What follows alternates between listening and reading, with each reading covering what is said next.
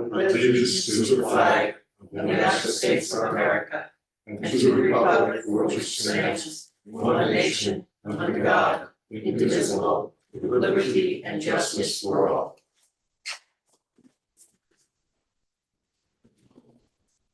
So you've got a special treat today. I was going to start off with a little environmental lecture, very short. Everybody's concerned about ticks.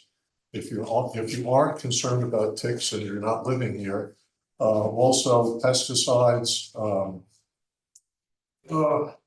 contamination of water, pollinators, the whole mess. I brought this little thing along. This morning, I took this towel out and I dragged it around my property because I was sure I had ticks on my lawn. I didn't find any, which surprised me because in the past when I've done it, I've found ticks. And it's not because I sprayed. I think we've had unusually hot and dry weather, which is not conducive to ticks. So at the moment, I'm clean. I was attending a seminar about, it was aimed towards pest control guys. And so I took the opportunity to ask a number of applicators what they did in terms of tick control. And everybody went out and sprayed either traditional chemicals or organic chemicals. And I said, how did it work? They said, oh, great. And I said, well, did you ever go out and see if there were ticks there before you sprayed? And did you go back a few years later and find out if the stuff worked? You know, in agriculture, it's been decades now, right? Integrated pest management. You don't go out and you put a chemical on a field for aphids unless you know there's aphids out there. And farmers have been doing that. It reduces the amount of chemicals that go into the environment. And you stop killing bees and pollinators, and it's out of the ecosystem. But every one of the guys I talked to the homeowners never asked for it. And they simply didn't do it. They made money by spraying. Anyway, I would hope people in Sagatonic would tell their applicators that they're willing to pay them to scout the field or send your kids out. I mean, it's not a big deal. You put a piece of string on this, you drag it around the property, you lift it up, you go, there's ticks, and you throw this into a dryer on high heat for half an hour and all the ticks are dead. Anyway, that's the environmental minute. Keep the chemicals out of the environment, no unnecessary spraying. Even if you're doing organic, the organic sprays kill pollinators, butterflies. It goes into the ecosystem. So, suggestion. Okay, moving on. Good one. You like that? Yeah. Yeah.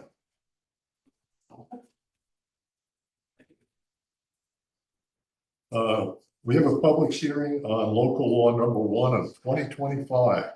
It has to do with an inducement to get people to add porches to the front of their houses as an desirable architectural feature. We've heard a number of times over the years where people will sacrifice a porch because they want another bedroom or something like that. And so this is not a large inducement, but 140 square foot porch will make it a significant change to the look of the house. I mean, there's a number of houses which I know would definitely look better with a porch.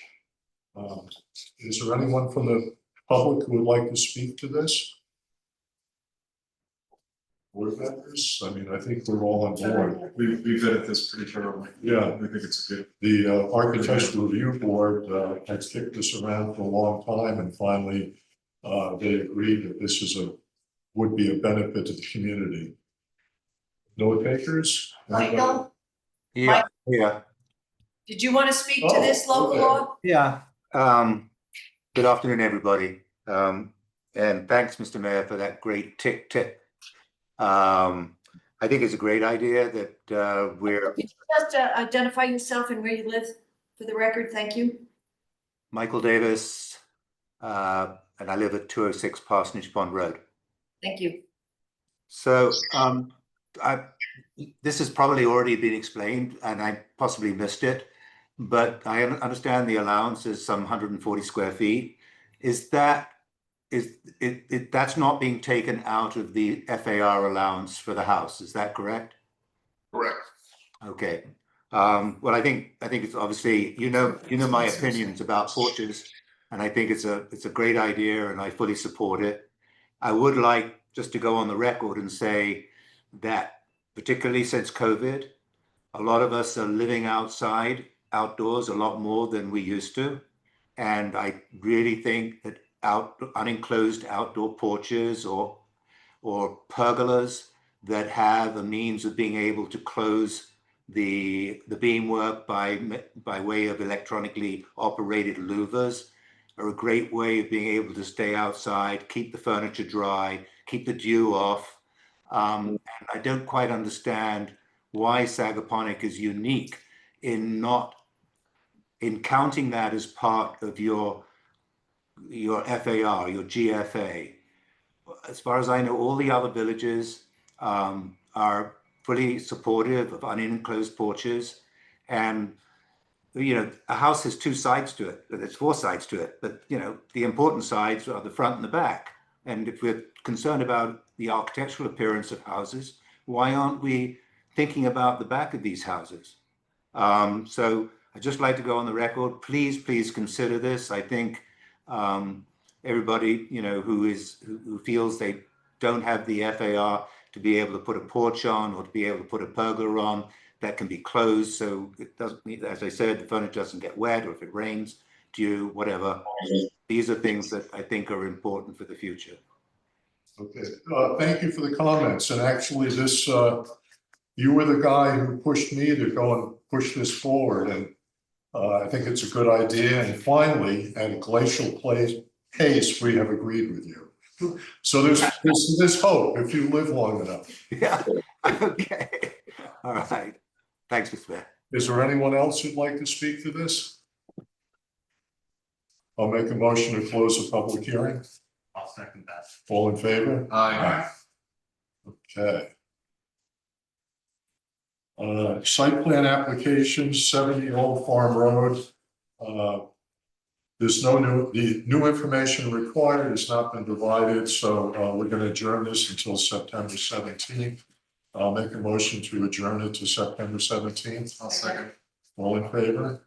Aye. Final subdivision application of 351 Bridge Lane. Additional information hasn't been submitted yet, so I'll make a motion to adjourn this to September 17th. I'll second it. All in favor? Aye. Yeah. I have two sets there for you. I don't have the first one.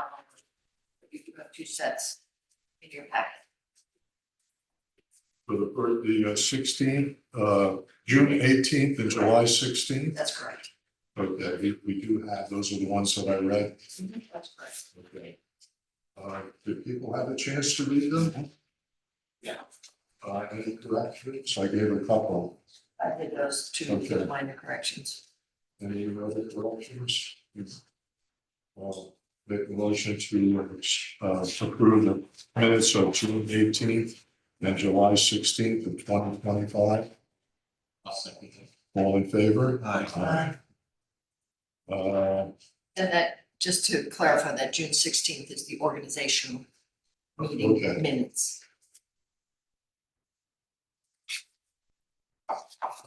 Town police report. Is that something you want to dive into? Yeah. Or- Yeah. Okay, We do June and July. Abandoned 911 calls, June was 13, July was 19, all fell since January at 60. Abandoned vehicle is none in June, 1 in July. Let's see, heated cases 12 in June, 10 in July. Burglary alarm 26 in June, 6 in July. Alarm carbon monoxide, 4 in June, 1 in July, 17 and 17 for alarm fires in both months, same thing. Medical alarm, nothing in June, 1 in July. Alarm panic, 1 in June and 4 in July. Ambulance calls, 12 in June, 13 in July. Animal complaint, none in June, 5 in July. Arrest B and T, 6 in June, 10 in July. I don't know, do you know about those? Yeah, okay. Check welfare was 1 in June, none in July. Civil dispute, 0 in June, 2 in July. Fire, 0 in June, 1 in July, fire other, I don't know what that is. Building inspections, 2 in June, none in July. Tent inspections, 4 in June, 6 in July. Making graffiti, 0 in June, 1 in July. Wow. Rental subject, 0 in June, 1 in July. Missing person juvenile, 0 in June, 1 in July.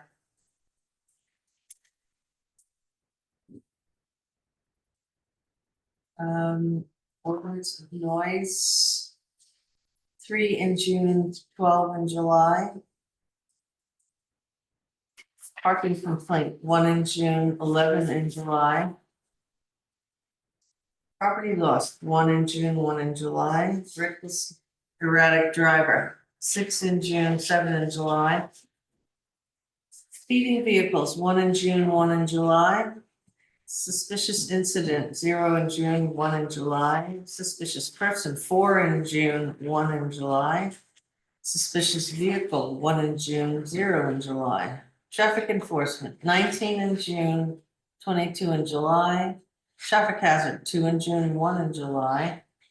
Traffic stops, 141 in June and 206 in July. And that's basically it. A total of 774 since January, traffic stops, that is.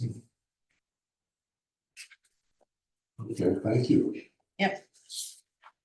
Main Street parking. Sagaponic General Store.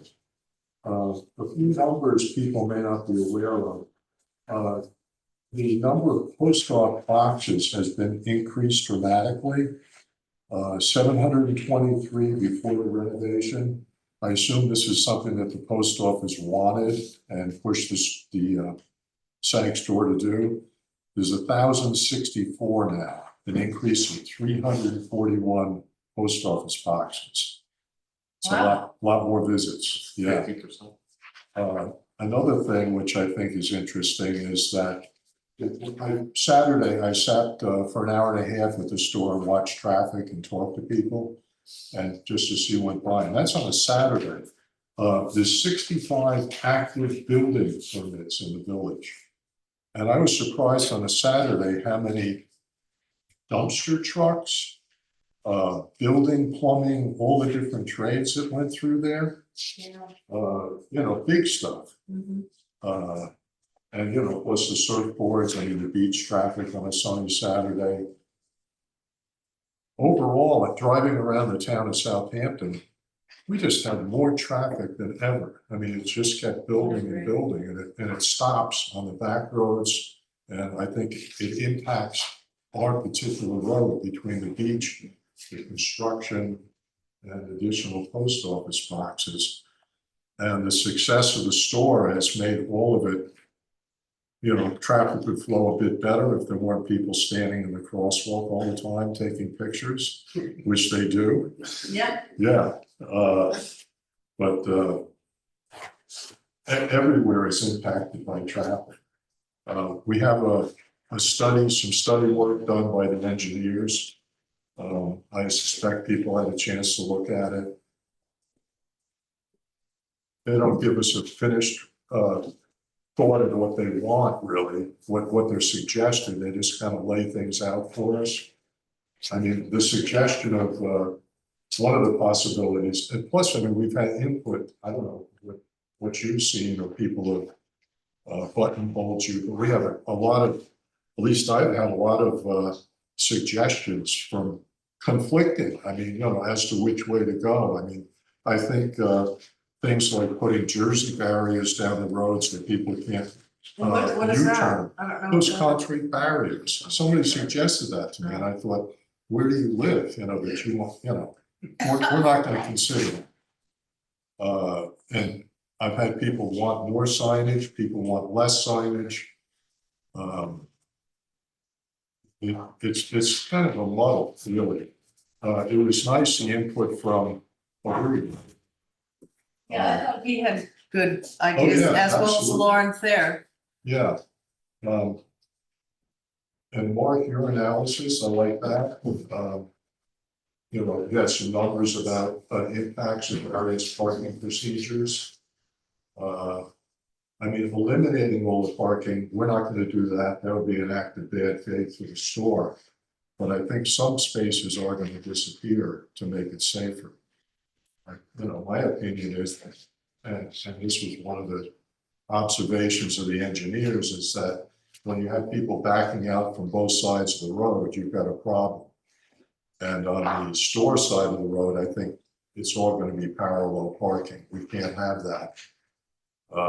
On the other side, the suggestion that it's angle parking, I think that's a good idea, because instead of people, they're still going to do it. Right now, with people pulling straight in, sometimes they back out one way so they can go south. Sometimes they back out the other way to go north, and it creates a problem. Hopefully with angle parking, there'll be more of people back in one direction. They don't block both lanes. Then they have to go in the direction they parked. Exactly. Mhm. Or. And need to go down to in the Sykes parking lot School in the and turn back. around and come back. Which is what you're supposed to do, when you do the angle parking, you actually automatically pass out, heading in the direction you were originally headed to. Do we have any, I should ask this before on the police report, has there been any accidents there? Yes, Yes, Do we have a record of 2 last week, two? and they I witnessed one. they backed into each other. They just backed into each That's the other. only two since it opened? No, No, I don't know how many, but I do know there were two, definitely there were 2 last week.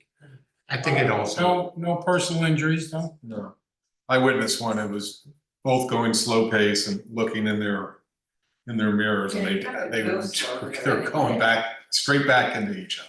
But the big thing when you're backing up is that if you go into another lane. That's the problem. So That's the yeah, problem. stops with the way it traffic is. both Yeah. ways. So the angle parking. Joe's idea of an angle parking, that makes within that, sense. that sort of thing, they have to go. Yeah, it all forces you to back, not straight back.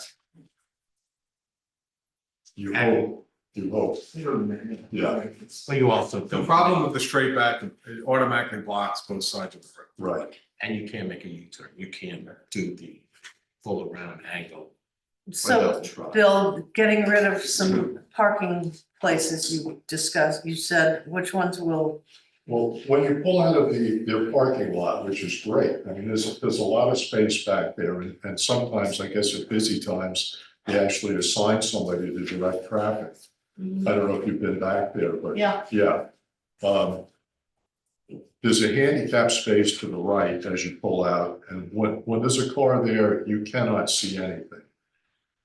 I think that needs to be moved south of the crosswalk so you can actually see out that way. well, there is a handicap one there. Yeah, there is. Mhm. Yeah, I mean, there always Just have was one. kind of, yeah, right.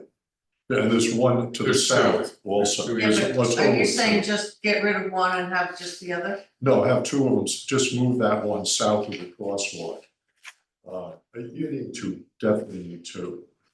And then the first parking space to the left by the fence, it's gonna move back. What happens if you watch, like, I sat there for an hour and a half, and the first car would leave, and somebody like with a bigger car would pull up, and they can't block the driveway. In front of Merrill's, you mean? Yeah, Yeah, exactly. parallel. And so when a delivery truck comes up, he can't make the Yeah. corner, or when you So you pull need out, a white line.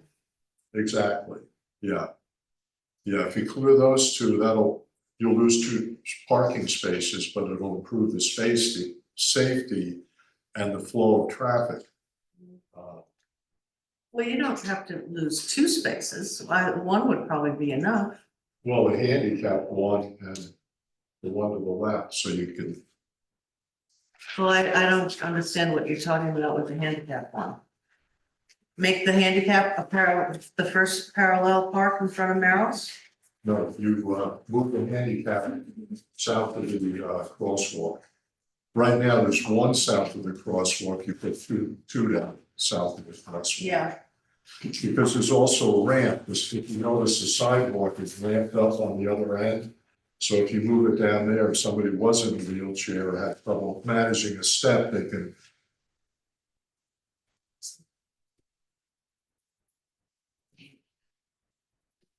yeah, I know, it's a good idea to get rid of that, Yeah, oh, okay. but, I thought you meant two parallel spots in front of Merrill's get rid of, so that No, the no, big, no. yeah, just Yeah, one just spot. one. Yeah, I would suggest we get rid of the three south of the crosswalk on the west side of the store, where there never used to be parking, Right, and then continue to keep the handicap though. they're not deep enough, That's right. when you got a big car and Escalade in there, they stick out in the Well, even traffic. if they were deep enough, they shouldn't be there anyway. It's too congested. Well, the suggestion is that you do it parallel, so there's room on either side of the car. I don't think any should be there. That's my suggestion. So there goes three more.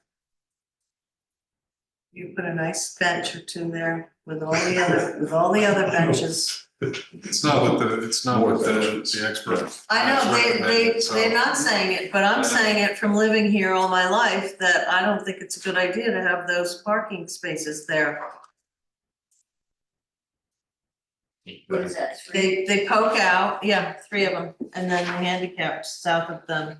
Those would be, Parallel, right, there would be space, you could make the first two handicapped. And there's space on either side of the car. Well, first of all, it's on a crosswalk where people are gonna be walking. And to back out or leave the spot, you have to back onto the crosswalk. No. Yeah. No. If you did the parallel parking, you're going south. And to come out of that parking spot, you back up right over the crosswalk. No, the point would be to make them long enough. If they're short, a lot of times you have to go by it and then back in. You know, the whole thing you had to do for driver ed. Yeah. If you make them a little bit longer, you can pull in and pull out without any backing. And that was the thought I had. You know, the consultants suggested that all that become. Parallel. Parallel. Oh, now you're talking parallel. I Yeah, thought we oh, were yeah. talking diagonal. No, We're talking Yeah. parallel. Yeah, it's probably gonna be two rather than three spots. They're suggesting.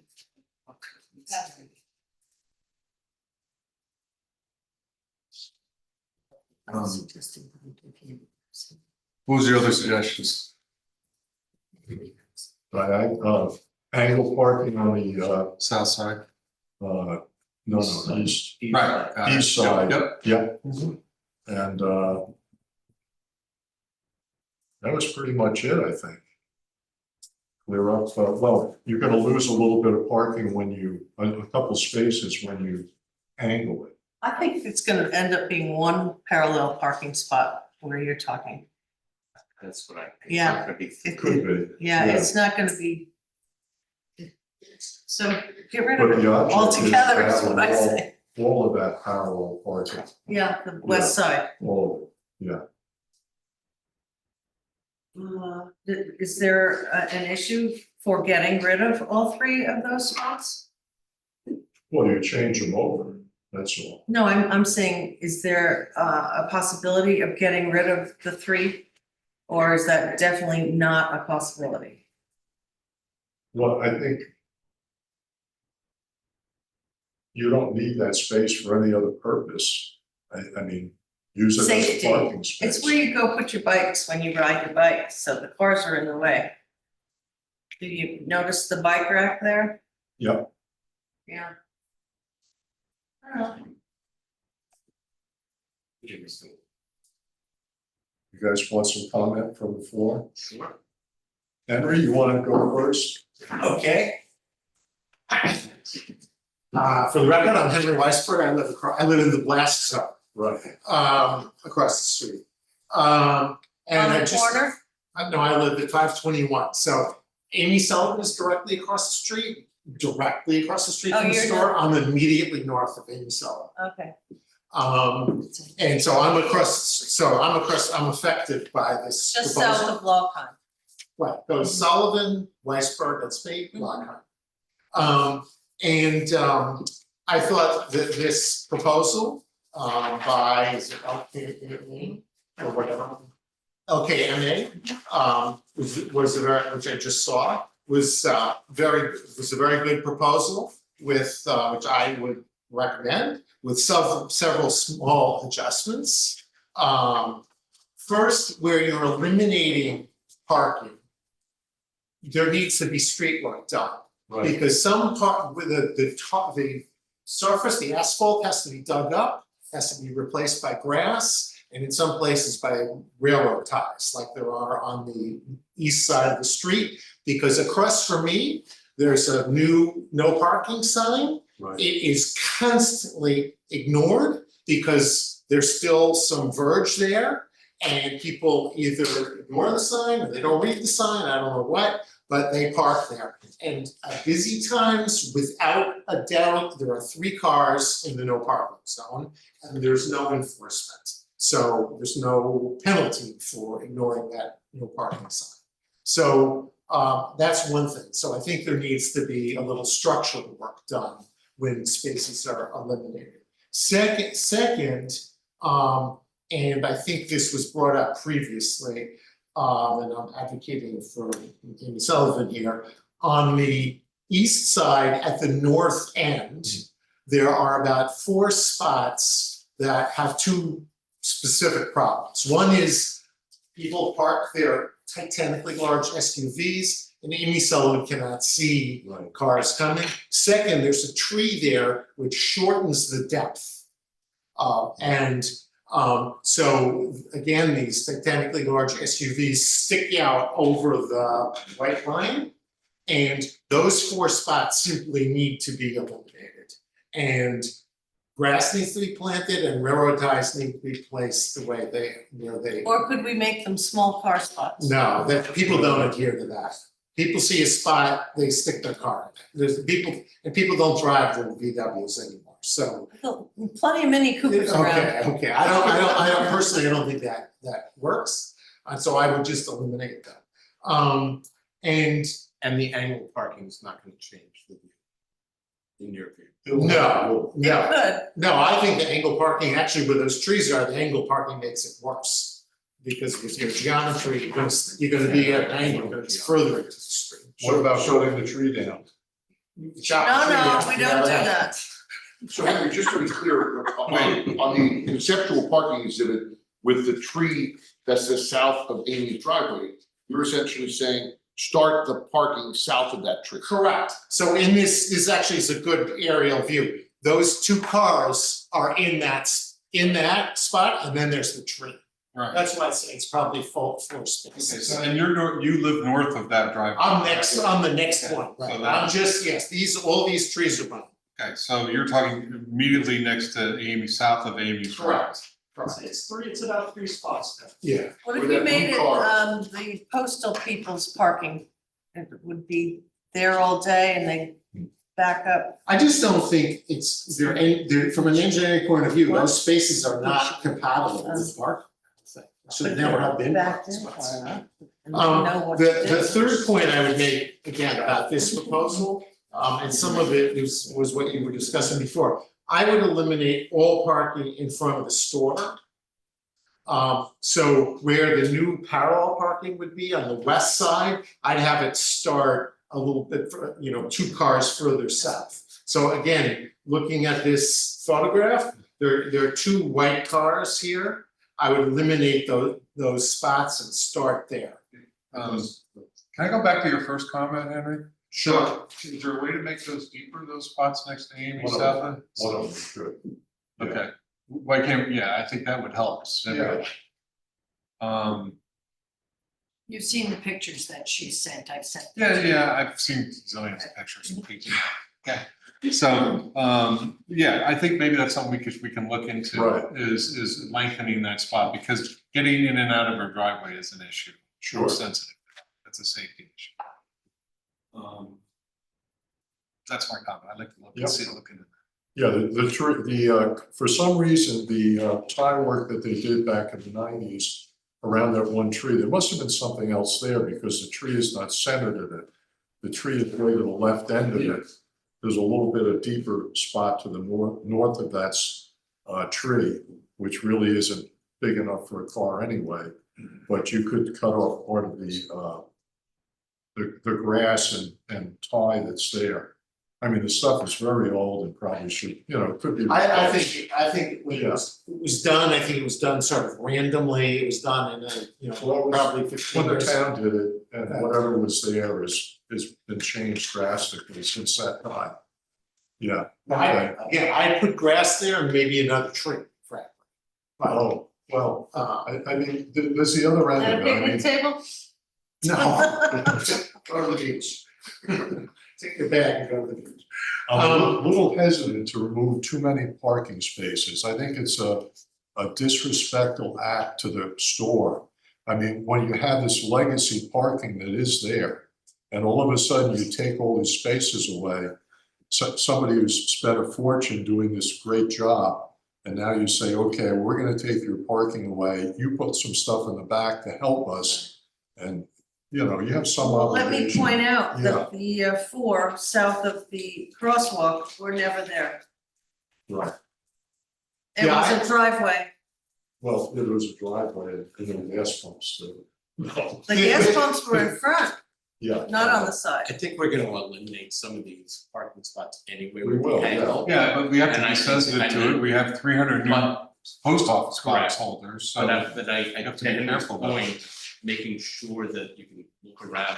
Right. You Yeah. can have diagonal, different angles of diagonal. Let's As take, far as creating that sort of thing. let's take a look at that Maybe. space. I think that's something we can work on. I think to Yeah. Henry's point that Yeah. that does make Well, sense. if you're gonna pull into that spot, you can't do it right next to the curve of the tree. So actually, it is gonna move down, so that's the point, That's- yeah. Yeah, although my personal point for me though is the spaces north of the store on the west side of the street, Right, where there is a no parking sign, which is rampantly ignored. And I think that there needs to be road work, as I said, and I think that sign should be moved further south. That move it all the way to south of the store. If I could address one other different point, sure, go on. as long as I'm up here, which is actually personally much more significant, which is trucks and truck noise. We have a regulation, the village has a regulation which provides for from 7 p.m. to 7 a.m. 50 decibels, and from 7 a.m. to 7 p.m. 65 decibels. Truck deliveries, as I can tell you from personal experience, we don't have air conditioning, we don't plan to get air conditioning, so we have open windows. Truck noise starts before 6, sometimes as early as 5:45. We get up early, but not that early. Or we used to get up, not that early. I've gone out there, I have a decibel meter on my phone, so I'm not sure it's the most accurate in the world, but it's probably pretty accurate. Yesterday morning at 5:45, it was 78 decibels. I have a picture of it. So it's supposed to be 50 and it's 78. And so, decibels are not on a linear scale, it's on a geometric scale. So that's much, much, much louder. And way in excess of what's permitted. When I went out there at around 6 yesterday, there were 2 trucks. One was a delivery truck with a refrigerator, blasting away, and one was, I don't know, propane delivery, I don't know. What was the noise? The noise was loud motor noise. A motor. Yeah, it wasn't the guy, it wasn't staff, it wasn't talking. It was the motor, it was the refrigerator on one of the trucks and some huge motor on this propane delivery delivery truck or whatever it was, or some kind of gas delivery truck. And so for about 45 minutes, we had way over the legal limit on noise. And I don't know how that's enforced. And, as you know, there are sort of quasi-criminal penalties in the statute for this. And we need to get that enforced because it's just, we've lived there since 1992. We've never had our sleep disturbed. And now we also have a home in the city where I'm across on the street from a grocery store, and I'm used to those delivery trucks, but I'm not used to it out here. And so we need to do something about that. And it is clear breach of our statute. Just so that the board knows, I have sent an email to the owners of the property and asked them to ask their delivery trucks to turn the engines off when they are making their deliveries, which I've been told that they've been instructed to do. They haven't done it. I don't know who's patrolling that or trying to make sure that it's done. I don't know with a propane truck if you can turn them off while they load. If But it's I have pumping, no idea. So, right, yeah, but it doesn't have to be at 5:45. right.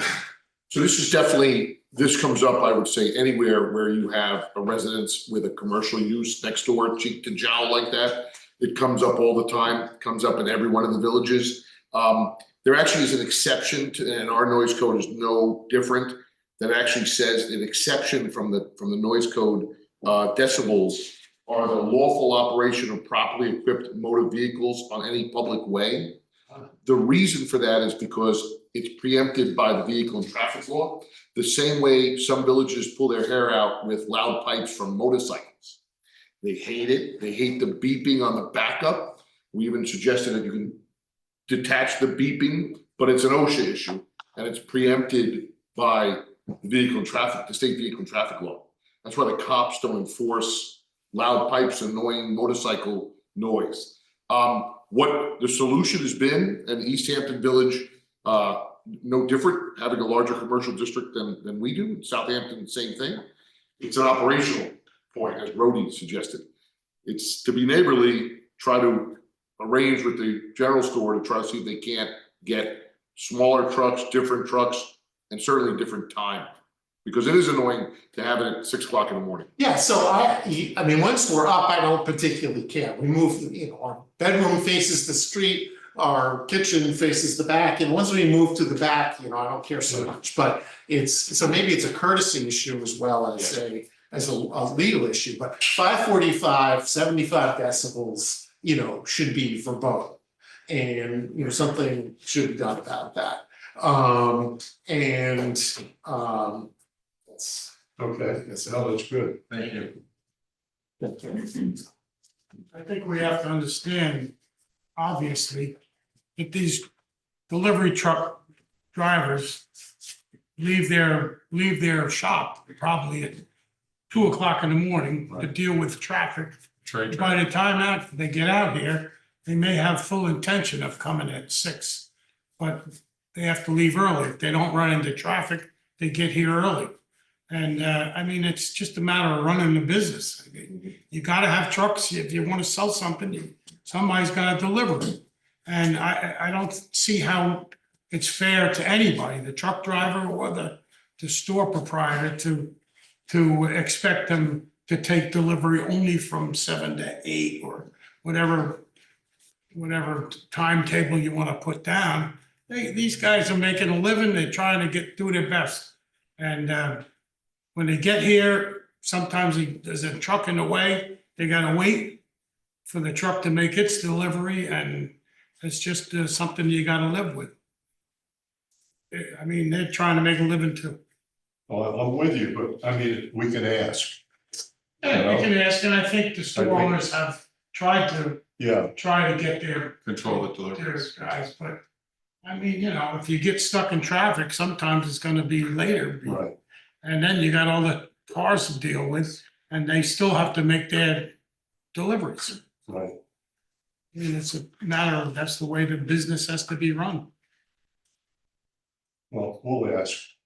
I will continue to Yeah, ask them to ask their drivers to turn the engines off while they're making their deliveries. That should cut some of the noise down, I would think. Okay, who wants?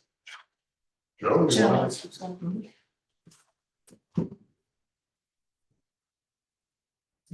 Not to split hairs with you, but where those cars are parked, it's not a public way. It's a parking lot on private property. Can you identify yourself? Joseph Lockhine, 509 Side Main Street. And I just I want to would say, agree with that, Joe. sorry? I would agree with that when it's off the road. So, but that's neither here nor there. The point is, and I get everything you guys have done, and this is you're clearly moving in the right direction, so you're hearing the people, but the bigger picture is, we've all lived in this village where I have my entire life, and there's always been a store there. And there have been deliveries, there have been people, there have been parking, but what's happened now is, it used to be, out of a scale of 1 to 10, 7 was great. People like the 7. Now people come in and it's got to be a 15. And we have to maximize everything. And instead of having 30 parking spots that the store had for history, we now have 60 something. Where we had 1 delivery because it was serving 100 people a day, we now have 7 deliveries because it's serving 400 people a day, plus a massive catering operation. And I'm all about, having respect for Mindy, and she did a lot for the store, and I appreciate all that. But at what point, where is the balance between a non-conforming use in the heart of a residential area and having some sensitivity for all of the neighbors who are losing property value and sleep and having zero quality of life in the summer versus Mindy making money on her store? I think we've got the balance wrong. And I'm all for having parking at the store, but it'd be a nice neighborly gesture to maybe remove those 2 spots next to Amy's driveway. That's not a lot to ask. She puts up with crap all day long. You can make them deeper, but what's that gonna do? You're just gonna have a car now nosed in closer to her driveway.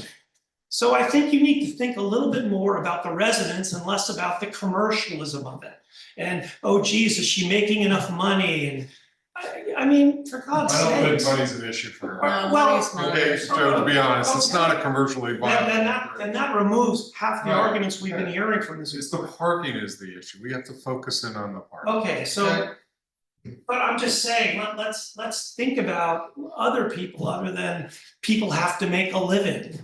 The truck drivers have to make a living. I get it, but trucks are out there. A single truck is sometimes idling for an hour and a half because they got there early. And is that on us? I mean, go park somewhere else and come back, and it's not just one truck. Any truck parked there for an hour and a half.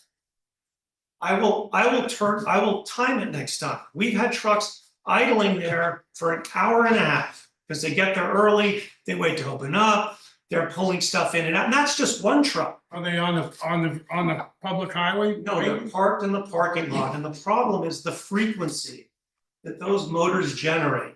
If you have your window open, I know it sounds like a silly thing, but it's really disruptive. It's a low rumble on a very low frequency that's impossible to ignore. It's like being waterboarded in the morning with those things going. I'm not joking. So in any event, I just want to point out that if you take a higher level view on this, there's more than just Mindy's point of view, and I think you've done a lot with addressing the parking. I really appreciate that. To Henry's point, you really do need to, if you are going to eliminate parking there on the west side, you need to dig up that pavement and just extend the grass. There's a pretty wide median that starts at the SAG school, or just a grassy area on the east side of the crosswalk that just sort of tapers in now because you've got that big piece of asphalt where everyone's parking. If you just dig that up, extend the grass over, you're removing the visual cues. This is on the west side or This is on the west side, yes. I guess, on the first one, he calls it parking area C. Yeah. Southwest. parking area C on the existing conditions. And then as far as parking area E, south of the store. I'm sort of in Henry's camp.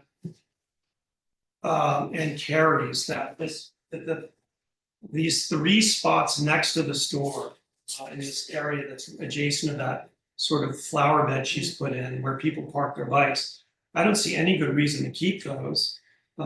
You still have parallel parking beyond that would accommodate, I don't know, at least 3 handicapped vehicles, and I don't know why you would need more than that.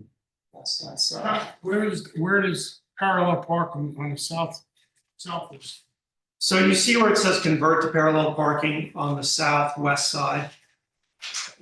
Are you on existing? I'm on the proposed. You're on the proposed. Conceptual. Yeah, Second one. you see Yeah. that one, Bill? Yeah, Convert this to what?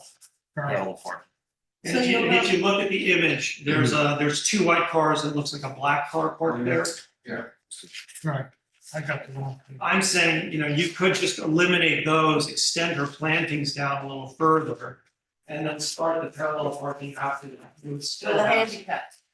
yeah, and the Yeah. parallel parking would be all handicapped on that side. That was my impression. Oh, Um, Well, we'll find out how many spaces will actually fit there. The only thing that I would continue to reiterate, I don't really too, we have 50% more mailboxes. So. No, that's not so- 50. Yeah, it's 50%. Well, I talked to Karen and I asked her on your busiest day, I know. it's like 3 spots she needs. it's under 50%. It's 700 to 1,000. In any, so, No, 700 to 13. 713 to 1,000. Yeah. and I know you guys can't have dedicated PO parking, Seven? So- having stickers and all that, it's just, 1,064, it's like 30%. but, maybe you can do that with just the length of parking in certain spots. I know you're trying to do that now to sort of designate PO spots. But the other issue is, if there's no enforcement there, none of this is gonna work. And this is a village with a pretty good cash balance, and I think it's time you guys just hired somebody and not, no, okay. Well, then, I just, I sat in the meetings with your father, yeah, and I you look at those. you're not my numbers. father. Yeah. Hopefully, you're more reasonable with this stuff. I was thinking. It's I just- know that you guys don't think there's any enforcement. No, there definitely is. I see the There- TCOs out there. It'd be nice to have them there 24/7, Yeah. but they do their best. Yeah, someone was And there who pays for today when I went to pick You're up doing my your mail, town tax bill. and he was writing tickets. And I saw one, so I'm not So saying you they've don't been have there? any enforcement, that's wrong. But plenty of people don't care if they get a ticket, so. And again, if you do appropriate greenscaping, you'll have less illegal parking there anyway, that will probably solve itself. I just have, you could stay here. I had one suggestion. It's not our purview, but it's the stores, is the parking that's directly across on the north side of the post office on the parking lot. That's employee parking right there. Right. I would like to see that, at least ask them to put that back in their new employee parking spot. That opens up some spots. I'm sorry, where are you referring to? It's not our. It's not our purview, it's on her thing, but we can ask her to consider. I'm sorry, you're talking about here?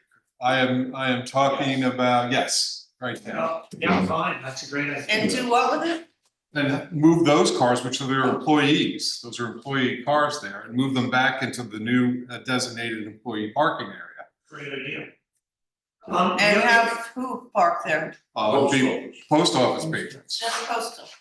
Let's just stay on things we control, we don't control. We can ask that though. Yeah, I know. You can ask If you're going to talk to Mindy, the other thing too is, I went and I spoke to the guys at Round Swamp. And they're mortised in some very sensitive areas, their stores. That one in Bridgehampton by the Candy Kitchen is very constricted, and they had a lot of complaints in East Hampton from residents. Oh. And what they did was they bought an offsite warehouse. So they have all those big delivery trucks come to that warehouse, unload their stuff. And then Round Swamp, once in the morning, once in the afternoon, takes what they need from that warehouse and delivers it to their to their shops. So you eliminate all the idling truck, the store is getting what it needs. You don't have a massive truck parked out there that's delivering 0.01% of its load to the store. And then another one coming with the vegetables and another one coming with the meat, et cetera, et cetera. You may want to suggest that to her. That would be, that would solve a lot of those issues. You know, but that's an expense you may not want. Anyway, thank you guys very much. Okay, thank you. Thanks. Somebody else want to park their car? Sorry? Does somebody else want to park their car up at the podium? I'll be leaving. Okay. Well, we've heard plenty of good suggestions. I would prefer not to do any hard work on this. You know, the idea, I think eventually you're gonna put in some curbing, change curbing, that type of thing. But initially, I would suggest that we paint off the areas we don't want parked and put planters, barrels, something like that there and run it for a while. To go and rip up, you know, cut pavement, dig up, have stonework done, whatever it takes to keep cars out of spaces. I think you just paint it. It'll be quick and cheap. And then we run it for a while and see how it works. Well, I think that makes sense One more- in the fact that, you know, we did a quick fix, which was, you know, eliminate a couple of spots and make it 15-minute parking and see what happened, and that didn't work at all. It blew up in our faces, which that's fine. So I think to Joe's point, you know, it becomes, you know, let's think about the residents. And it's an iterative process because we may not get it right on the first time. We didn't get it right on the first time. Maybe we get it right on the second or the third time. Because all of a sudden, you know, Henry finds, you know, 11 people trying to go on his lawn because there's something. One more question, was there any thought of making it a right turn only out of their parking lot? I'm not gonna do that. Cause I gotta make a left turn. You go right, you go up to Hedges and you Go turn over the around. bridge, go right around the block. Yeah. This proposal here by our engineers, does that include lining off parking places too? No, we haven't gotten to that. No, we haven't gotten to that. That was gonna be my But I mean, suggestion, that's- whenever you Our finalize intention here. is eventually to put some parking lots in there, right? Right, Yes. What's interesting here too is that this one part they have blocked off to convert to parallel parking, you got 3 cars closest to the store that are diagonally parked. I think it's much safer for these cars in that whole block to park oh, diagonally. yeah, that's the intent, that's the For the intent. diagonal. Yeah, all Oh, okay, all parallel. Because it says parallel parking. Parallel from diagonal, yeah, which.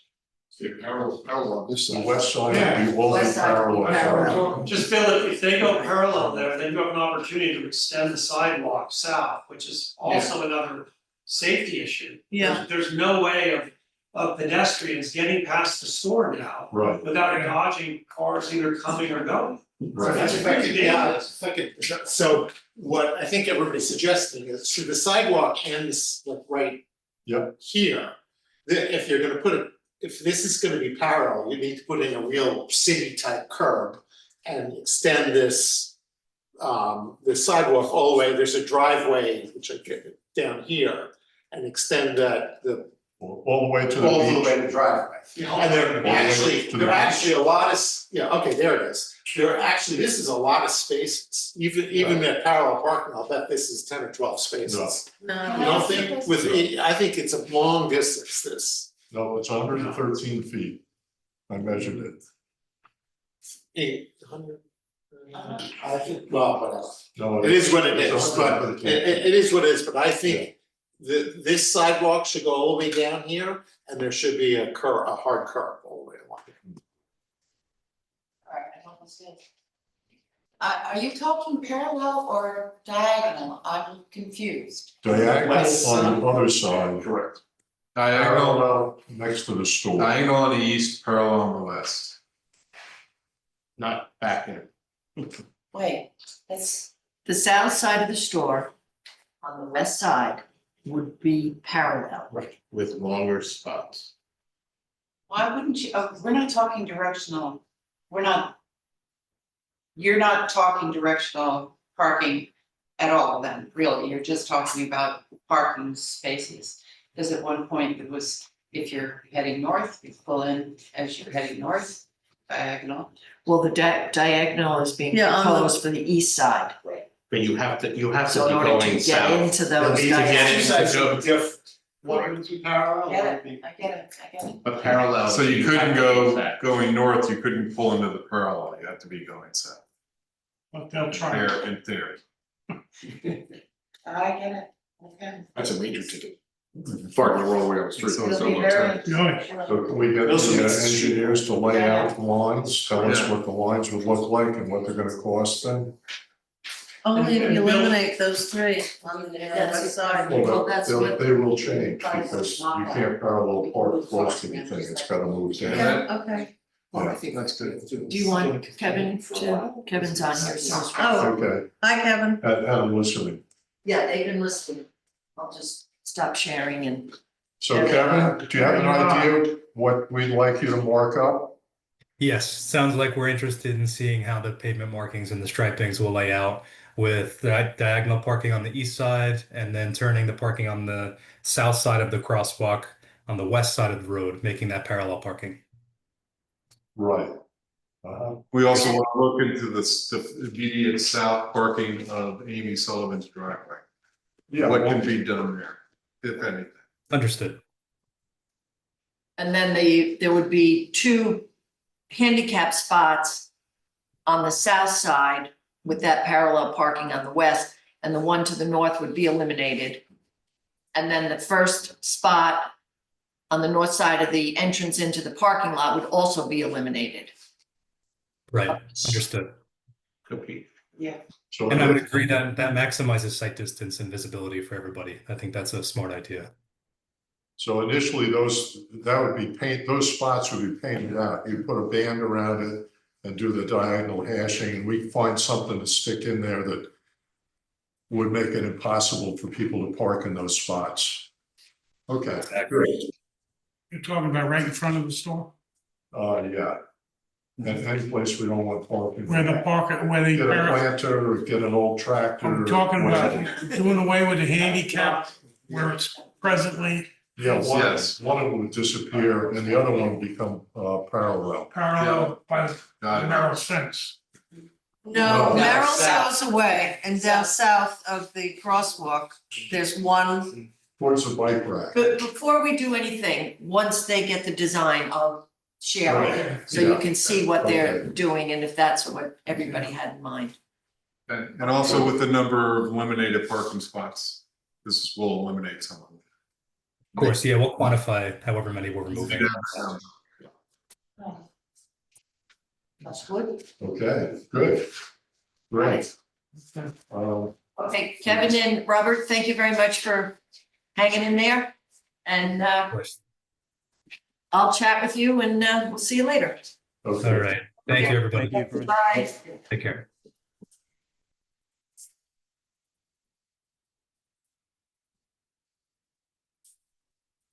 Okay. Additional speed table requests, we have a whole stack of requests. I have not had a chance to go through all that, I've called a couple of people and have not heard back from them. The locations would end up being close to people's houses, and I want people to know that before we go very far with it. Because support may disappear if people realize that they will have a speed table near them, so. I don't have much else to say about it. I mean, it's all farm road and northern part of Saginaw Street. Is someone soliciting the area to put them in? Yes, if anybody asks if they can have one installed, they are told to go talk to their neighbors and get support from the area. If they don't get support, then they're not gonna bring it to the board. But if they do get support, like I got from Old Farm, the northern part of Sac Main Street, then that's. I'm aware of the old farm. How many did you have for that? I'm just curious. You know, I didn't count it, but you have them in your They're in a packet. packet, Yeah. okay. Yeah, there's a bunch of them. Yeah, old farm's a problem. There is one opposition, there's one that does not want it. Okay. I venture to say 8, but I can be completely wrong. Yeah, something like that. That's a big number. Assembly permit applications, good, it's not foreclosed. Okay, Great. there is an assembly permit application for Mark Leader, a charity dinner at the Milken Institute on 8/22, which is a Friday in 3 days or whatever it is, 2 days, from 6 to 10. It's not commercial. And it's on 3 acres, residents at a house, they're having a tent. And the number of people that attend are 170 with 22 work it, so around 200 people. It's a catered dinner with live music, number of vehicles expected are 75. The valet company is Hampton Rotation Group, I don't know that name, Protection Group. And then the parking will be along their shared driveway. They'll have on-site security, Hampton Protection Group. And Elegant Affairs are the caterers. Private extra bins are delivered and removed at the end of the night for the refuse. There will be portable bathrooms, four-stall trailer placed on the west side of the house. Deliver 8/21, pick up 8/20. 7 it looks like. Or 25 maybe. A royal flush from Southport, Connecticut. And there are gonna be microphones for programming and a band to play for 1 hour, band floor lighting and tent lighting. The tents, 3, 20 by 120 by 20, 10 by 20, and a 50 by 50. 1 generator, 9,500 watts. They're gonna park on their own property.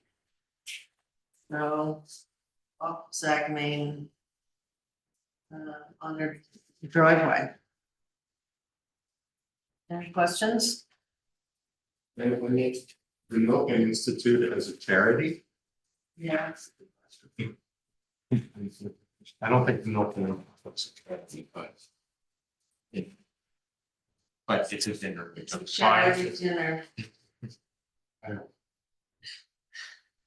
Yeah, I wanna be- it I is wanna a be- charity, you got the wrong milk. I wanna be part of that charity. It's not white milk. Ah, No, it's not. Different milk. It's a dinner, I have no problem. I didn't read the whole thing, but is there anything about an officer on Sag Main Street letting people in and out? They were sent out to the sergeant and they did not recommend that They didn't? an officer, no. Okay, that's a lot of cost. Yeah, Sag Main Street. Different milk. Any other questions? Nope. I make a motion to approve this charity dinner for August 22nd at I'll second it. 6 to 10. All All in in favor? favor? Aye.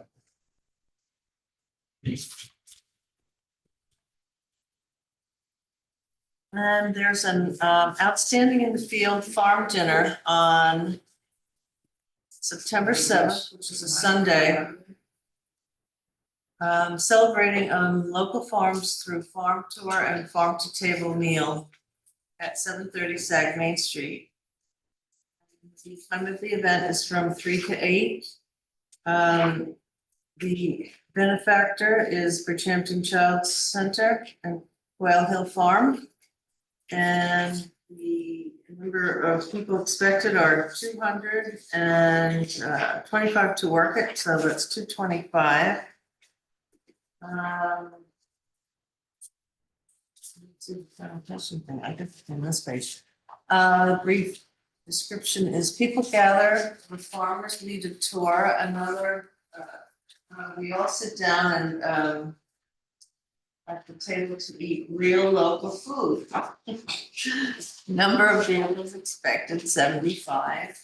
The valet company is outstanding in the field, has their own parking management. Parking- One of the deer fence at our farm at 730 Saguenay behind the farm. It will be the staff. The security company is, they're providing their own security. Catering company is Almonds Restaurant. The refuse will be collected on site in Conster. There will be 5-minute luxury restroom provided by Daily Business LLC. There are tents, 6x10x10 public tents. Signs of farm dinner sandwich board sign at the entrance and generators, one small generator for the restroom. And parking is, well, parking we already said is in front of the fence on difference on Saguenay. Sounds like an awesome event. Yeah. It's the same thing we had last year. 2 years Three. ago, yeah. 3, but it's got. Oh, actually, 2022 was the last time they had this here. Sounds nice. Any questions? I make a motion, we permit this. Second. All in favor? Aye. So, Great, thank you. Next thing is something Mark's been working on, right? You want to take credit for that? Should I lose myself? No, you don't have to, you know, jingle it in here. Just in You terms can of explain maintaining, it, what? So I guess it's a project that I took on. The Hoxabog Evergreen Cemetery, which is the northernmost cemetery, is in terrible disrepair and has been for years and years. And I was actually, you know, on the board is of that is very local. It's Harry Halsey, there's John White, there's Tom Dankowski, and I'm forgetting one. Right, well, Fred. And Fred. Fred. And Fred. And there is no money in the till at all. John White, when he's driving his tractor, will mow it. But you have a whole area that is dedicated to quote unquote enslaved. It used to be, I guess, in the poorhouse and as well. And it's just the one down near the beach is beautiful. So the idea is for us to, you know, potentially get some money to, you know, to help the maintenance of that. Should I be going into legal things legally? So legally, yes, legally we can't specifically give a private cemetery organization, so we're helping, we're utilizing the Bridgehampton Historical Society as, and their 401c3 to help garner and separate the money and help to try. And my biggest issue with this is not necessarily in raising capital for the maintenance, but it's also to try and in a few years, those 4 people who are on the board are not going to be around. And, you know, I worry about going forward, who's going to maintain that, who's going to make sure that the thing is. And this is not, you know, the amount that we're asking for is a drop in the bucket. Not what we're asking for. We'll utilize the maintenance. We're going to go outside to try and raise more capital to garner, you know, helping figuring out the headstones, figuring out who's there, how it's mapped, and Are you getting Julie Green involved? Julie Green is involved. Yeah. Yeah. So Julie Green's is certainly involved with all of this. Why can't we just make a donation? Because we can't. Because we Mr. Egan will explain that to you. The structure of the cemetery association, the comptroller prohibits our direct donation to it. So we can make a donation to the historical society if they've adopted that as part of their cleanup and administration and maintenance. We can make a donation to the historical society in favor of those efforts. So I'm confused, so we can, it has to be a 501c3 organization that we make this. Correct. It can't be all 501c3s. It has to be part of the civic purpose. Correct. So can we designate what the purpose of the funds is if we give it to the historical Yes. society? And we Correct. And That's the avenue that's we'll in the agreement that. It's gonna be, it's, Yeah. So, in your parlance, it's gonna be restricted funds. got it. Yeah. Got it. So look, there's a lot of history of this cemetery, right, Mark? I mean, it's the oldest, one of the oldest cemeteries on the East End. And you know, historically, that is, it certainly doesn't go back to some of the others, but it's. What are you asking? What are you requesting? So in that resolution and in the request and in the agreement is they're requesting $10,000. So the resolution is to authorize the mayor to sign that agreement. And then in next year's budget, we would put in a line item of $10,000 for the Bridgehampton Historical. So this is for next year, but This is for next year's budget, June yes. 2026. Yes. Yeah, so it would be paid out in June I'm in favor. 2026. I am too. Isn't this something I think Southampton Village does? So, Yes. yeah, this is an avenue that they've taken to try to keep up old cemeteries. Who owns An association. Yeah. It's not set up as a 501c3. Partly what Mark is saying, that when Johnny White dies, and Rick mowed it anymore, he doesn't want to be mowed. But Is there's, that correct? That definitely has something to do with it. Johnny White left a tarp out there that they had put all this earth when they first. And he left it there for a big, I think it's been on about 11 years. So I picked it up or tried to pick it up. Forgot to give so Barry. we have to make a motion to. Yeah. approve this? To approve the resolution that's in your packet. Okay, I'll make a motion for that. Can I do that? Sure, Okay. Second. okay, all in favor? We'll deem this thing read.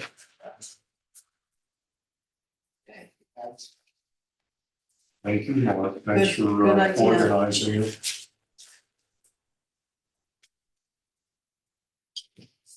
Let's see, the intersection of Hildreth Lane, Foxabog Lane, and Old Farm Lane. I mean, this actually goes along with the requests, I think, for speed bumps on that road. And I don't know why, I thought we brought this up. I'm sure it came up once before and we never did anything about it. But it would start to slow traffic. I mean, a lot of people will ignore it just like they ignore the rest of the stop signs, but in general, some of the people at least slow down for them. And it's a low cost way to start to control some of the traffic speed. So I want to make a motion to install three-way stop signs at that intersection. I'll second. All in favor? Aye. Aye.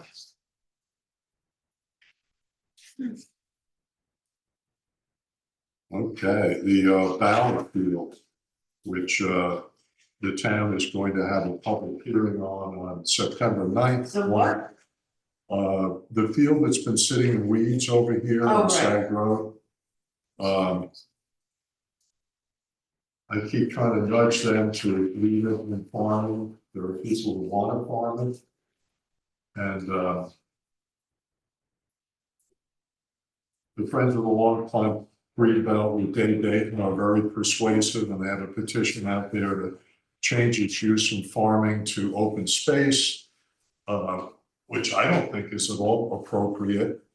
And there are people who want to farm it. The only reason it hasn't been farmed has been that the town has been lax in producing paperwork initially. I know that the vineyard would love to take it over, and they told me that they approached the previous supervisor, who basically told them unless they were an organic operation, they weren't going to be able to get it. There's nothing in the paperwork or the deeds that says it has to be organic. And they're still interested in planting grapes on it. I've talked to Dave Dayton, and I could not get her to even apportion the property. I suggested that if the vineyard wanted it, they probably wouldn't plant the lowest end of it because the water table's too high. They would want the upper part of the field.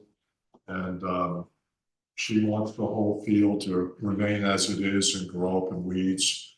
The management plan would be to mow it once a year. How's the soil? Well, Does it it's have to suitable be for grapes. replenished? What? Does it have to be invigorated with anything? The for a vineyard, they just love it. It's not a problem of being farmable. If you irrigate it, you can grow just about anything on it. I know Tom Falkowski, who did farm it at one time, said it's not good farmland. But for what purpose? There are a lot of different purposes that farm land is used for. And I believe it was irrigated at one time. I think there's a pipe that still goes from the east side of the road to the west side of the road. I don't know if you remember that, but I remember seeing I think there's a concrete slab maybe where that pipe was abandoned. There is a drainage easement across that property. Well, yeah, but that's surface, but this was something that was put underground.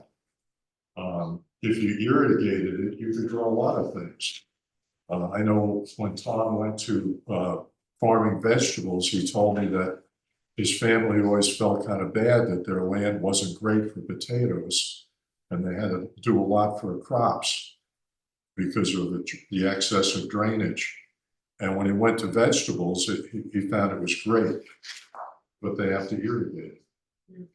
I don't mind Dave Dayton's thoughts on it and leaving it as is. A person who doesn't want to see anything change, What do you mean? well, it was farmed for 100 years.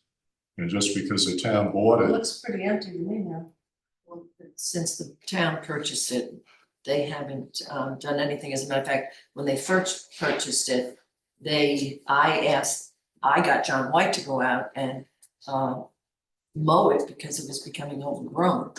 So when Jerry Bauer had it, she had it farmed. So it was historically farmed, and that's why we have written letters to ask them, and they kept telling me it's gonna be farmed, it's gonna be farmed, we're gonna ask for an agricultural fence, we're gonna do this, we're gonna do that. And I would ask them, when are you gonna do it? When is it gonna be done? And so now here we are, 3 years later, and nature has taken it back. So I see a bigger issue here. No, I see the bigger issue is that the town of Southampton is now gonna include it's gonna include CPF, which bought the property, if I'm not mistaken, correct? And they want to change the designation of the agricultural farming on that. It was, my understanding is the initial basis of the donation of the property, which I believe was a foster farm way back when, to be honest. Way It back. was, yeah, way back. Yeah, and Bauer, who donated the property, was intended for agricultural use, not open spaces. And the CPF put money in, I don't know if they put money into it, but they certainly gave money. They put money into it and maybe had the Chronic Land Trust manage this, correct me if I'm wrongly, but. And then now we're going, because of the petition, to change the CPF original designation of agricultural farm to open spaces. I think that opens a can of worms for a lot of our agricultural spaces around here. So I'm vehemently against the open space. It's supposed to be agricultural use. And we have someone who wants to farm it. It's the historical preservation of the village of Sagaponic to be a farming community, and we should be supportive of that. Can it be done organically? why? Well, there's a pond right there and there are animals in the pond. And I don't know, toxic. I mean, I've followed that region forever. The grading is clean anyhow, and the vineyards there. I mean, that's what, you know, you should see a letter kind of, so it's like. Yeah, I don't know what's involved. I'm just asking if it Yeah. can be safe for the water issue. It The is. If you're familiar with, well, the vineyard uses fungicides and some miticides and other things. I was told, I questioned the winemaker there about it, and he said that you cannot control every fungus that they need to control organically. They're close to it, but you cannot. And I asked him, are there any organic vineyards on Long Island? And he said the one that was there went out of business. That the fungus that grows on grapes, which they can't control organically, changes the flavor of the wine, and it was not saleable. And so as the state of the art is, well, I mean, chemicals are not always the problem. If you read labels on a lot of the organic chemicals, you'll be very amused at what the cautions and the warnings are. I'm just worried about the pond. I Yeah, want to keep the pond safe, period. I don't know what they have to do to it, whether they add this fungicide or that fungicide. Is it safe in the pond? yes, yes. Okay. If you see the type of sprayer they use a very advanced sprayer. He has said that. It reaches over the top of a row Yeah, and they spray like this. And there's a pan in the bottom, and if anything drips, they catch it. So it's exclusively put on foliage. I know they're not part of it, but one of the fields I used to farm, we subscribed to County Health, Cornell Cooperative Extension groundwater monitoring program, and you're aware of that because you okayed it, where they put wells in on the property, and we're not an organic operation. We used a lot of organics, but they don't control all the problems we had on our plants. And they never found any of our chemicals in the groundwater. They found historic chemicals coming in from the golf course next to us, but they checked it, the incoming water, the outgoing water, and found nothing in between it. And I believe the vineyard has got a better type of equipment than we were able to use on our crops. Yes. Just Mayor, if I can, just to be clear on what the requested change is that it was accepted as agricultural, it was inventoried as agricultural. The town is looking to change it from agricultural to open space. Right. So we're actually looking to have the village oppose the change. Historically, it was accepted and inventoried as agricultural. And the village just wants to keep it as agricultural, keep the status quo what it is, and oppose the change to open space. and go against the town. Oppose laws. the change to open space. The town, we don't know what the town's gonna do, but they're putting it for an open public hearing. Yeah, And so, you know, look, if you're supportive of the agricultural community in Sagaponic, you should be wanting to keep it that way. Well, I'm just looking for the board to okay a resolution to write to the town again and tell them that we don't approve of the change. I'll make that motion. I'll second it. All in favor? I, Okay, thank you. just so that you all know, their work session will be on September 4th at 11 o'clock in the morning, 10 o'clock. 10 o'clock. Yeah. And then the public hearing will be at 1 o'clock on Ninth. 9th. Ninth, Thank yeah. you. My brain just went. Yeah, I'll be there. what date is I'll that? be there too. September 9th. That's the public hearing at 1 o'clock 1 in o'clock. that town hall. And the fourth is the organizational. It's a work Work session. session, we're not allowed to speak, but they may call on somebody. Okay. So I was gonna go and just show I up. will join you. Yeah.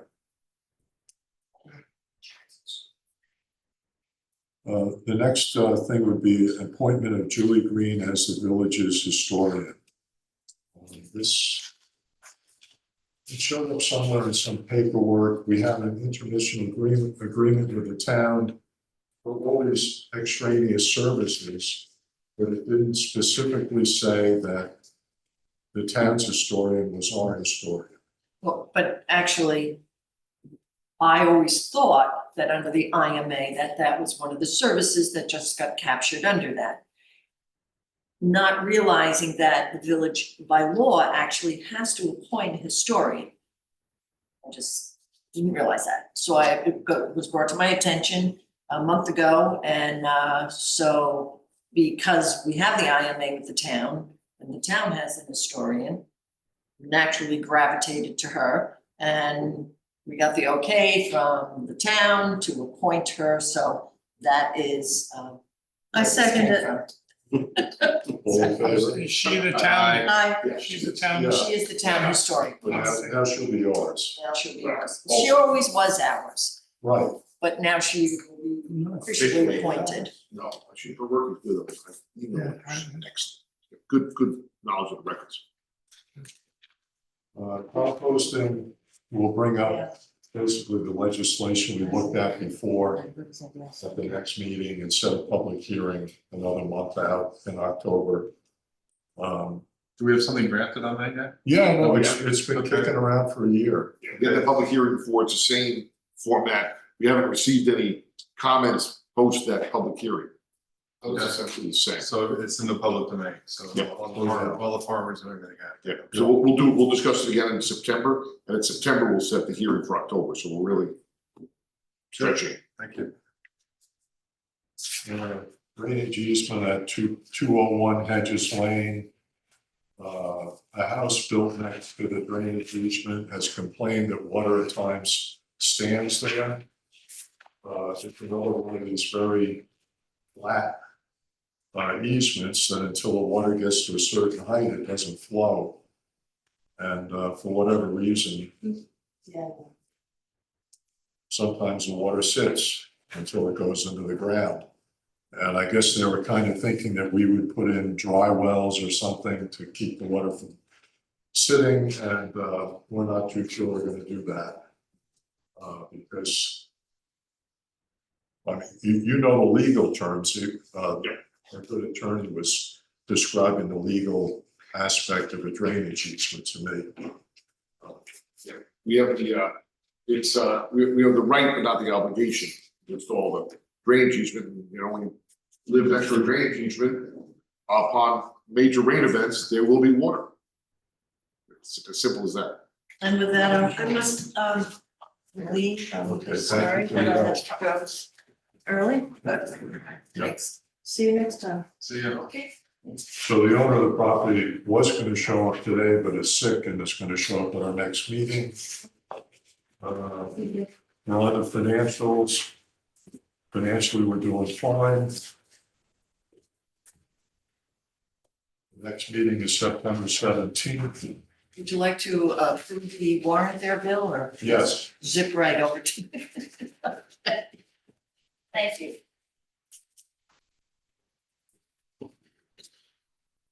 Make a motion to expend from the general fund the amount of $65,610.66. I'll second it. All in favor? Aye. Make a motion to expend from the tree fund the amount of $299. Second. All in favor? Aye. Make a motion to expend from the trust and agency planning fund $231. And second. I'll second that. All in favor? Aye. And make a motion to expend from the capital outlay fund $242,000, $242,088.23. Second. All in favor? Aye. Aye. Okay, the next meeting is the 17th. Did anybody else want to speak? Come on up. Good, somebody new. Hi, I'm Jacob Schulman from 19 Ocean Breeze Lane. And I just wanted to ask a question about Peters Pond Lane. I think the quality of the roads in the village is among the best that I've ever seen it, but Peters Pond Lane seems like an anomaly. And it also just seems kind of unsafe, especially being that it's a public access road to the beach, that driving on it feels kind of like the water's over. And I'm just curious if it's ever been discussed to pave it, or even if to not pave it, just to fill in some of the gaps so that at least it's up to the standards of the rest of the We would love to pave it, but it's not owned by the village and we can't spend money on somebody else's property. It's owned by the trustees, the freeholders of Southampton Town, an ancient body designated by the King of England to hold certain properties, and they still own that property. And as much as we'd like to see it paved, they don't have the money to do it, and we can't give them the money to do it, so. But you can write them a letter, because we would like to see that too. We're in your camp on that. They have public meetings. Can we make a donation? Yeah. They do level it Usually out. straighten it, Yeah. straighten it down once a year. Rate it out. It doesn't last. Doesn't Yeah. quite It's last. treacherous. Yeah, well, look, I'm just thinking out of the box here. I don't know who those people are, but some of the people here know who they are. But if they don't have you don't say they don't have any money right now? I think they might have some money. They have money now, they have a budget now, which they didn't So- have before. I would encourage you to write and find out, and certainly from my perspective personally, I certainly agree with you 100% on that and be supportive of it if they had the money and budget to do it. Can I ask one follow-up question? Sure. What was who put in the porta potty that's on sort of on Daniels Lane? We got permission from the ancient body to put a portage on there. Yep. Are you related to beach children? That's my thing. Deny it, deny That's my. Look, Peter Pond is a beautiful place, and It's a shame that somebody has. yeah, I mean, we I certainly would be helpful if there was a way to do it. I mean, I encourage people to write, because they did pave it, they occasionally pave it, they occasionally flatten it out. Wasn't it? It wasn't, we can see where pavement. Yeah, I mean, it used to be big time potholes, but it also relieves a lot of the beach traffic from Gibson and Town Line and Saguenay, and it's a beautiful area. So I'd encourage you to do it. I'm supportive. If you've got a four-wheel drive for you. Is that where you go all the time to the beach? Not all the time, but it's always an adventure to get to it. It's a long way. That's a nice way of putting it. Yeah, it's like a zigzag. Thank you. Thanks for. Thanks for coming. Yeah. Did any of you folks get to Pingree Lockheim's exhibit? Beautiful. She had a picture of Peter's Pond that was knocking socks off. There must have been 250. And it was so beautiful. A lot of fun. I tried to buy it. Yeah, well, somebody bought it. Someone bought it like Ah, before it even got there. ah. No, it's really cool. There's probably with 100 people, 200 people. What's that? How many people would you say that in the parking lot? There was probably 150, 200. If she just, with the tilt of the camera, I don't know, I'd say 200 cars. Yeah. Yeah, fantastic. Wow. Any other business? I'll make a motion to adjourn. All in favor? Aye. Thank you all. Thank you for the proposals.